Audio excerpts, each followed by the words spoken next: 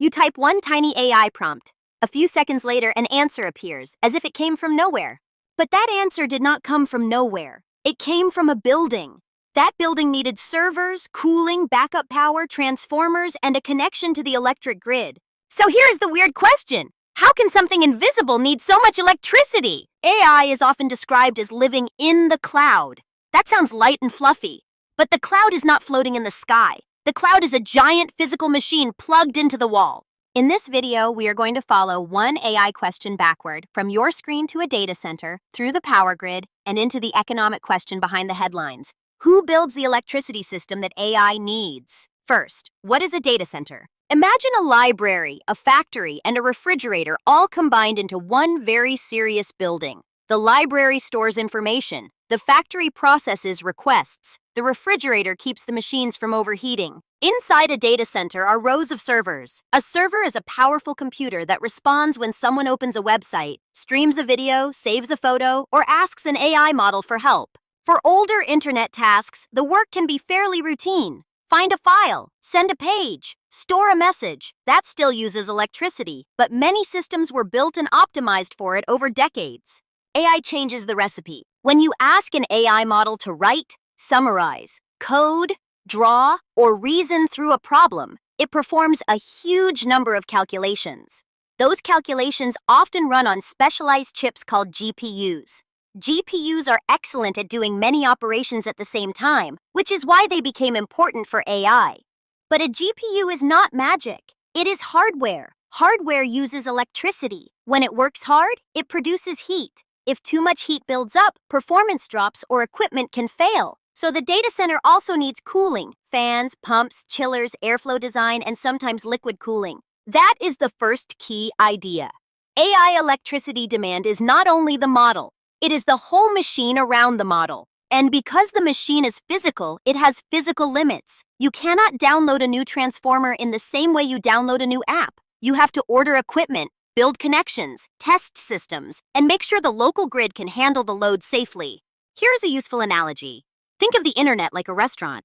An old-style website request is like asking for a sandwich already sitting on the counter. The kitchen still needs lights and staff, but the order is quick. An AI request is more like asking the chef to invent a new meal from your description. Compare ingredients, write the recipe, and plate the result while you wait. One meal is manageable. Millions of custom meals every hour become a very different kitchen. This is why the conversation can get confusing. One AI prompt may not be huge by itself.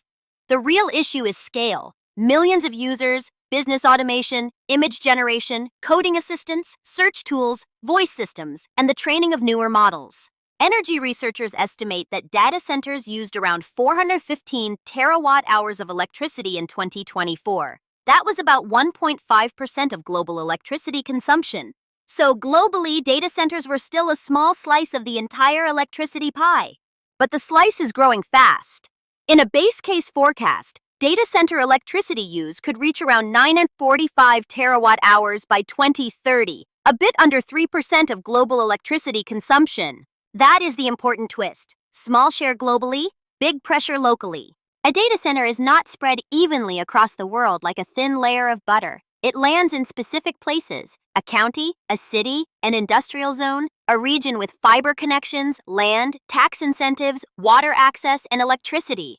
That is why a small global percentage can still feel enormous in one neighborhood or one utility territory. The average number hides the local pressure. Now we can see why the electric grid matters. The grid is not one giant battery where everyone can take power from anywhere at any time.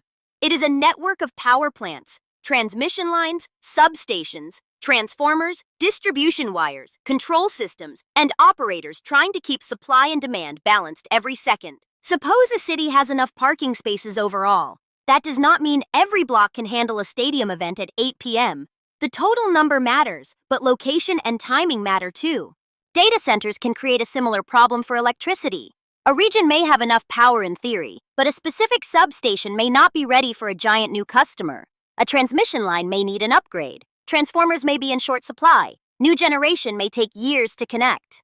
This is why some headlines talk about a grid bottleneck. It is not only about making more electricity, it is about delivering enough electricity to the right place at the right time. with enough reliability for a customer that cannot casually turn off. Data centers want steady power. They often run all day and all night. They may also need backup power because downtime is expensive. For a normal office, an outage is annoying.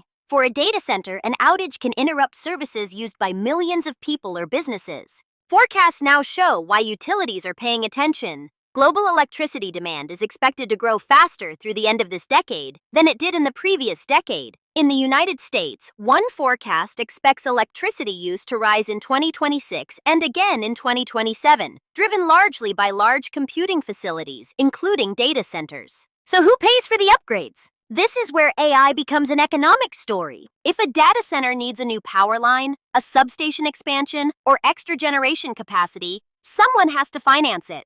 The data center company might sign a special power contract. A utility might invest and recover costs through rates. Regulators might decide which costs belong to the new customer and which costs are shared across the system.